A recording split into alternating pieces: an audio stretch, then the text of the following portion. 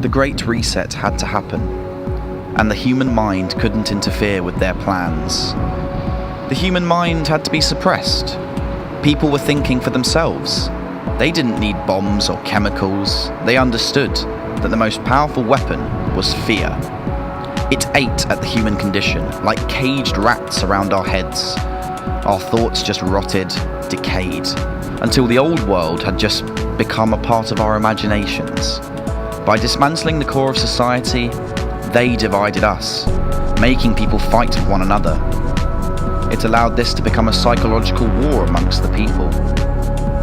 The virus collapsed the economy, allowing the New World credit system to be introduced.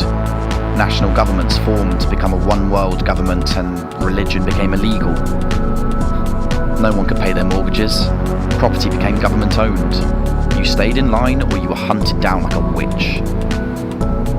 Police were given 100% power, and the city's empty offices became the workstations for the fascist state. The collection of data and monitoring human behaviour became the stable economy. No one could understand why and how this happened. But that was part of the plan. Keeping people disorientated, kept them asleep, and holding on to the system. The lockdowns had mentally worn people down, broken their minds and true understanding of reality. They needed the virus only to accelerate the changes that they were already making. It was the perfect smokescreen to bring about their new world order, which they had been working on for decades. Human evolution needed to be reversed. They had used and abused us enough to construct the artificial reality they desired. There was no use for us anymore. Unless we merged with their machine and followed their path to destruction, we were useless. The number one objective of the reset was depopulation.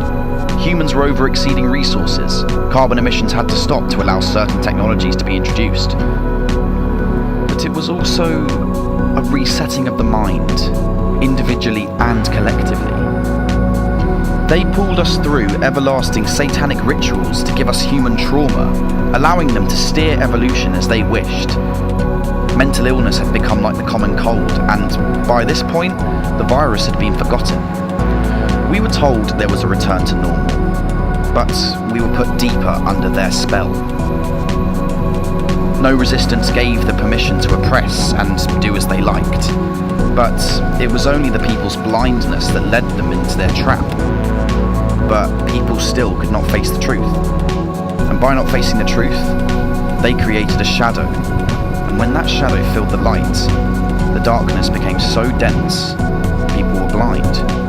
We became frozen and led like lambs to the slaughter. We are spiritual beings experiencing a physical reality, but we trapped ourselves in someone else's dream. The dream seems real, but we do have the ability to change it at any time. Dictatorships only exist with followers. You don't have to go with the obedient herd. There is another choice. Are you scared to be an individual? Or are you happy being the submissive slave?